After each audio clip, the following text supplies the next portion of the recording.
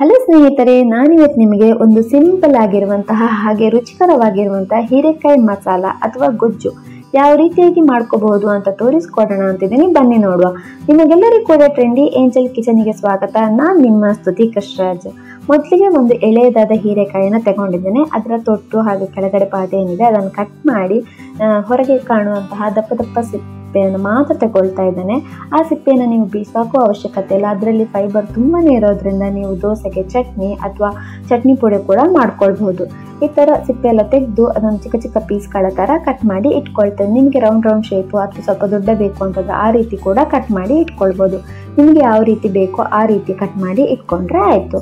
ಆಮೇಲೆ ಈ ಗೊಜ್ಜಿಗೆ ಬೇಕಾಗಿರುವಂತಹ ಮಸಾಲೆಗೆ ಹುರ್ಕೊಳ್ತಾ ಇದ್ದೇನೆ. ಅದಕ್ಕೋಸ್ಕರ ಒಂದು ಚಿಕ್ಕ ಬಾಣಲಿಗೆ 1-2 ಚಮಚದಷ್ಟು ಎಣ್ಣೆ ಹಾಕಿ ಬಿಸಿ ಮಾಡ್ಕೊಳ್ತಾ ಇದ್ದೀನಿ. ಈ ಎಣ್ಣೆ ಬಿಸಿ ಆದಮೇಲೆ ಇದಕ್ಕೆ 1 ಚಮಚದಷ್ಟು ಕಡಲೆಬೇಳೆ, 1 ದೊಡ್ಡ ಚಮಚದಲ್ಲಿ ಆಗುವಷ್ಟು ಉದ್ದಿನಬೇಳೆ, 1 ಚಮಚ ಜೀರಿಗೆ, 1/4 ಚಮಚ ಆಗುವಷ್ಟು ಮೆಂತ್ಯ ಬೀಜ, ಆಮೇಲೆ ಇದಕ್ಕೆ 2 ಚಮಚದಷ್ಟು ಶೇಂಗಾ ಬೀಜವನ್ನು ಹಾಕ್ಕೊಳ್ತಾ ಇದ್ದೀನಿ. ನೀವು ಶೇಂಗಾ ಬೀಜ ಫ್ಲೇವರ್ ಇಷ್ಟ ಇತ್ತು ಅಂತಂದರೆ ಸ್ವಲ್ಪ ಜಾಸ್ತಿ ಕೂಡ ಹಾಕ್ಕೊಳ್ಬೋದು. ಕೆಲವ್ರ ಮನೆಯಲ್ಲಿ ಶೇಂಗಾ ಬೀಜ ಫ್ಲೇವರ್ ಅಷ್ಟು ಇಷ್ಟಪಡಲ್ಲ, ಅದಕ್ಕೋಸ್ಕರ ನಾನಿಲ್ಲಿ 2 ಚಮಚ ಹಾಕುವಷ್ಟು ತೋರಿಸ್ಕೊಳ್ತೇವೆ. ನಿಮಗೆ ಬೇಕು ಅಂತಂದರೆ ಸ್ವಲ್ಪ ಜಾಸ್ತಿ ಕೂಡ ಹಾಕ್ಕೊಳ್ಬೋದು. ಈ ಥರ ಹಾಕ್ಕೊಂಡು ಒಂದು 2-3 ನಿಮಿಷ ನೀಟಾಗಿ ಇದನ್ನು ಹುರ್ಕೊಳ್ಬೇಕು. ಈ ಥರ ಹುರ್ಕೊಂಡು ಆದಮೇಲೆ ಇದಕ್ಕೆ ಖಾರಕ್ಕೆ ಎಷ್ಟು ಬೇಕೋ ಅಷ್ಟು ಹಸಿಮೆಣಸು, ಆಮೇಲೆ 2 ದೊಡ್ಡ ಚಮಚದಲ್ಲಿ ಆಗುವಷ್ಟು ನಾನಿಲ್ಲಿ ಬಿಳಿ ಎಳ್ಳನ್ನು ಹಾಕ್ಕೊಂಡು ನೀಟಾಗಿ ಹುರ್ಕೊಳ್ತಾ ಇದ್ದೇನೆ. ನೀವೆಲ್ಲವನ್ನು ಕೂಡ ಸಪ್ರೇಟ್ ಆಗಿ ಕೂಡ ಹುರ್ಕೊಳ್ಬೋದು ಅಥವಾ ಈ ರೀತಿಯಲ್ಲಿ ಒಟ್ಟಿಗೆ ಕೂಡ ಹುರ್ಕೊಳ್ಬೋದು. ಬಟ್ ಹುರ್ಕೊಳ್ಳುವಾಗ ನೀವು ಚಿಕ್ಕ ಉರಿಯಲ್ಲಿ ಇಟ್ಕೊಂಡೆ ಹುರ್ಕೊಳ್ಬೇಕಾಗತ್ತೆ. ಇಲ್ಲ ಅಂತಂದರೆ ಒಂದು ಜಾಸ್ತಿ ಆಗೋದು, ಒಂದು ಕಡಿಮೆ ಆಗೋದು ಅಥವಾ ಖರ್ಚು ಹೋಗೋ ಸಾಧ್ಯತೆ ಇರೋದ್ರಿಂದ ಎಲ್ಲವನ್ನು ಕೂಡ ಹಾಕಿ ಚಿಕ್ಕ ಉರಿಯಲ್ಲಿ ಇಟ್ಕೊಂಡು ಹುರ್ಕೊಳ್ಬೇಕಾಗತ್ತೆ. ಆಮೇಲೆ ಇದಕ್ಕೆ 1/4 ಕಪ್ ಆಗುವಷ್ಟು ತೆಂಗಿನ ಪೀಸಸ್ ಹಾಲನ್ನ ಹಾಕ್ಕೊಳ್ತಾ ಇದ್ದೀನಿ. ನೀವು ತೆಂಗಿನ ಪೀಸ್ ಬದಲು ತೆಂಗಿನ ತುರಿ ಹಾಕ್ಕೊಳ್ತೀರಾ ಅಂತಂದರೆ ಒಂದು 1/2 ಕಪ್ ಆಗುವಷ್ಟು ತೆಂಗಿನ ತುರಿಯನ್ನು ಹಾಕ್ಕೊಳ್ಬೇಕಾಗತ್ತೆ.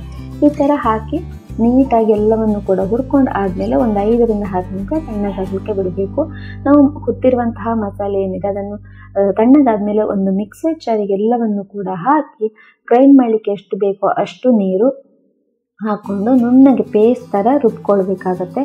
ಆವಾಗ ಹೀರೆಕಾಯಿಗೆ ಮಸಾಲೆ ಮಾಡಲಿಕ್ಕೆ ಏನು ಮಸಾಲೆ ರೆಡಿ ಮಾಡ್ತಾವಲ್ಲ ಆ ಮಸಾಲೆ ರೆಡಿ ಆಯಿತು. ಈ ಥರ ಫಸ್ಟಿಗೆ ಮಸಾಲೆ ರೆಡಿ ಮಾಡಿ ಇಟ್ಕೊಂಡ್ರೆ ತುಂಬಾ ಈಸಿಯಾಗಿ ಮಾಡ್ಕೋಬೋದು.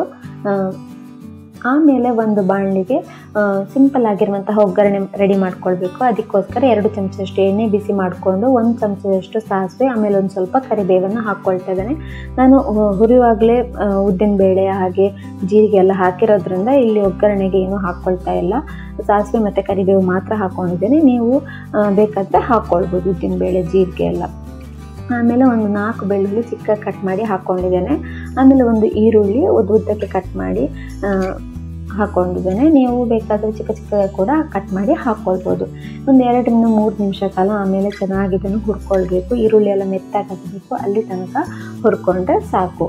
ಆಮೇಲೆ ಒಂದು ಟೊಮೆಟೊವನ್ನು ಕೂಡ ಹಾಗೆ ಚಿಕ್ಕ ಕಟ್ ಮಾಡಿ ಹಾಕ್ಕೊಂಡು ಅದು ಕೂಡ ಹಾಗೆ ಮೆತ್ತಗಾಗೋ ತನಕ ಇದನ್ನು ಹುರ್ಕೊಳ್ತಾ ಇದ್ದೇನೆ. ಈ ರೀತಿ ಈರುಳ್ಳಿ ಆಮೇಲೆ ಟೊಮೆಟೊ ಎರಡೂ ಕೂಡ ಮೆತ್ತಗಾದ್ಮೇಲೆ ಕಟ್ ಮಾಡಿರುವಂತಹ ಹೀರೆಕಾಯಿ ಏನಿದೆ ಅದನ್ನು ಹಾಕಿ ಈ ಒಗ್ಗರಣೆ ಜೊತೆ ನೀಟಾಗಿ ಮಿಕ್ಸ್ ಆಗಲಿ ಅಂತ 1-2 ನಿಮಿಷ ಮಿಕ್ಸ್ ಮಾಡ್ಕೊಳ್ತಾ ಇದ್ದೇನೆ. ಈ ಥರ ಒಗ್ಗರಣೆ ಜೊತೆ ಹೀರೆಕಾಯಿ ಎಲ್ಲ ಮಿಕ್ಸ್ ಆದಮೇಲೆ ಇದಕ್ಕೆ ರುಚಿಗೆ ತಕ್ಕಷ್ಟು ಉಪ್ಪು, ಆಮೇಲೆ ಬೆಲ್ಲ 1 ಚಮಚದಷ್ಟು ಹಾಕ್ಕೊಳ್ತಾ ಇದ್ದೀನಿ. ಬೇಡ ಅಂತಂದರೆ ಸ್ಕಿಪ್ ಕೂಡ ಮಾಡ್ಕೊಳ್ಬೋದು. ಆಮೇಲೆ 1/4 ಚಮಚ ಆಗುವಷ್ಟು ಅರಿಶಿನ ಪುಡಿ ಹಾಕಿ 1/4 ಕಪ್ ಆಗುವಷ್ಟು ನೀರು ಹಾಕಿ ಚೆನ್ನಾಗಿ ಮಿಕ್ಸ್ ಮಾಡಿ ಮುಚ್ಚಿ ಒಂದು 5-6 ನಿಮಿಷ ಇದನ್ನು ಬೇಯಿಸ್ಕೊಳ್ಬೇಕಾಗತ್ತೆ. ಹೀರೆಕಾಯಿಗೆ ಬೇಗ ಬೆಂದೋಗೋ ಕಾರಣ ಈ ಗೊಜ್ಜು ಬೇಗನೆ ಆಗುತ್ತೆ. ಹಾಗೆ ಹೀರೆಕಾಯಲ್ಲಿ ತುಂಬ ನೀರು ನೀವು ಬಿಸಿ ಅಥವಾ ಬೇಯಿಸುವಾಗ ನೀರು ಎದ್ದೊಳುತ್ತೆ. ಅದಕ್ಕೋಸ್ಕರ ಒಂದು 1/4 ಕಪ್ ಆಗುವಷ್ಟು ಫಸ್ಟಿಗೆ ಹಾಕಿ ಆಮೇಲೆ ನೋಡಿಕೊಂಡು ಪುನಃ 1/4 ಕಪ್ ನೀರು ಸೇರಿಸ್ಕೊಳ್ಬೇಕಾಗತ್ತೆ. ಈಗ ನೋಡಿ ಒಂದು 5-6 ನಿಮಿಷ ಆಯಿತು. ಇದರಲ್ಲಿ ಎಕ್ಸ್ಟ್ರಾ ನೀರು ಕೂಡ ಎದ್ದಿದೆ. ಅದಕ್ಕೋಸ್ಕರ ನಾನು ಇಲ್ಲೊಂದು 1/2 ಕಪ್ ಆಗುವಷ್ಟು ನೀರು ಹಾಕಿ ಇದನ್ನು ಬೇಯಿಸ್ಕೊಂಡಿದ್ದೇನೆ. ನೀವು ನೋಡಿಕೊಂಡು ನೀರನ್ನು ಹಾಕಿ ಹೀರೆಕಾಯನ್ನು ಬೇಯಿಸ್ಕೊಳ್ಬೇಕಾಗತ್ತೆ. ಈಗ ಹೀರೆಕಾಯಿ ಎಲ್ಲ ನೀಟಾಗಿ ಬೆಂದಿದೆ. ಆಮೇಲೆ ಮೊದಲೇ ನಾವು ಮಸಾಲೆ ರುಬ್ಬಿರ್ತೇವಲ್ಲ ಆ ಮಸಾಲೆಯನ್ನು ನೀಟಾಗಿ ಎಲ್ಲವನ್ನು ಕೂಡ ಹಾಕ್ಕೊಂಡು ಮಿಕ್ಸಿ ತಿರುವಿ ಹಾಕ್ಕೊಂಡು ನಾನಿಲ್ಲೊಂದು 1/2 ಕಪ್ ಆಗುವಷ್ಟು ಮಿಕ್ಸಿಗೆ ಹಾಕಿ ನಾನೊಂದು ಸಲ ಅಂದರೆ ಮಿಕ್ಸಿ ಜಾರಿಗೆ ಹಾಕಿ ಅದನ್ನು ನೀಟಾಗಿ ಮಸಾಲೆ ಎಲ್ಲ ಬರಲಿ ಅಂತ ಹೇಳಿಕೊಂಡು ಒಂದ್ಸಲ ತಿರುವಿ ಹಾಕ್ಕೊಳ್ತಾ ಇದ್ದಾನೆ. ನೀವು ಬೇರೆ ನೀರು ಕೂಡ ಹಾಕ್ಕೊಳ್ಬೋದು. ಈ ಥರ ಮಸಾಲೆ ಎಲ್ಲ ಹಾಕಿದ ಮೇಲೆ ನೀರೆಲ್ಲ ಕನ್ಸಿಸ್ಟೆನ್ಸಿ ನೋಡಿಕೊಂಡು ಚೆನ್ನಾಗಿ ಇದನ್ನು ಒಂದ್ಸಲ ಮಿಕ್ಸ್ ಮಾಡಿ ಒಂದು 3 ರಿಂದ 4 ನಿಮಿಷ ಕುದಿಸ್ಕೊಳ್ಬೇಕಾಗತ್ತೆ. ಯಾಕಂದರೆ ಆ ಮಸಾಲೆ ಹಾಗೆ ಹೀರೆಕಾಯಲ್ಲಿ ಎಲ್ಲ ಚೆನ್ನಾಗಿ ಹೀರ್ಕೊಳ್ಬೇಕಲ್ಲ, ಅದಕ್ಕೋಸ್ಕರ ಒಂದು 3 ನಿಮಿಷ ಇದನ್ನು ನೀಟಾಗಿ ಕುದಿಸ್ಕೊಳ್ಬೇಕು.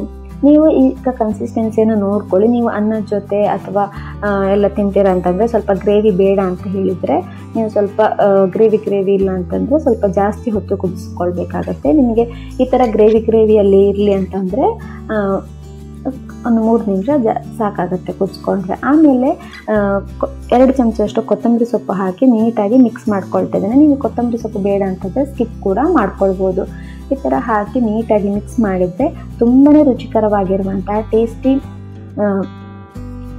ಹೀರೆಕಾಯಿ ಮಸಾಲೆ ಅಥವಾ ಗೊಜ್ಜು ರೆಡಿ ಆಯಿತು. ಇದು ಅನ್ನದ ಜೊತೆ ಅಥವಾ ಚಪಾತಿ ರೋಟಿ ಜೊತೆ ತುಂಬಾ ಚೆನ್ನಾಗಿರುತ್ತೆ. ಮನೆಯಲ್ಲಿ ಟ್ರೈ ಮಾಡಿ ನೋಡಿ. ಈ ರೆಸಿಪಿ ನಿಮಗೆ ಇಷ್ಟ ಆಗಿದೆ ಅಂತ ಅಂದ್ಕೊಳ್ತೇನೆ. ಮತ್ತೆ ಪ್ಲೀಸ್ ಲೈಕ್ ಮಾಡಿ, ಶೇರ್ ಮಾಡಿ, ಹಾಗೆ ಸಬ್ಸ್ಕ್ರೈಬ್ ಆಗೋದನ್ನು ಮರಿಬೇಡಿ. ಧನ್ಯವಾದಗಳು.